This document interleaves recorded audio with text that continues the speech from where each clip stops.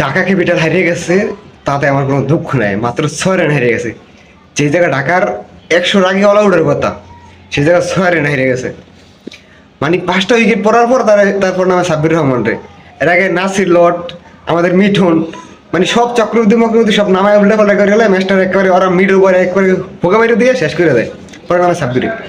মানে স্পেশালি আমাদের প্রিয় সবার প্রিয় বাদশা মিম, যে আমার মিতা, মানে এত সুন্দর খেলা খেলাইছে। যেই ম্যাচটা আমরা 100 আগে অল আউটে যাওয়ার কথা ছিল, সেই ম্যাচটা আমরা লাস্ট ওভারে যে আমরা ঠকছি মাত্র 6 রানে। মানে এই জায়গায় ঢাকা ঠকে না, কিন্তু ঢাকা জিতে গেছে। ঢাকা ফ্যান বেসে ম্যাচ জিততে গেছে। আমি মনে করি এটা জেতা, এটা ঠকা না। এই 6 রানটা শামীম পটের জাস্ট অটি বিউটি। কিরকম একটা ম্যাচ খেলাইছে চিন্তা করা যায়। মানে এটা বিশ্বাসই করার মতো না যে জায়গায় 100 রান অল আউটের কথা, সেই জায়গায় একবারে মাত্র 6 রানে ম্যাচটা ঠকছে। Best of luck Dhaka Capitals.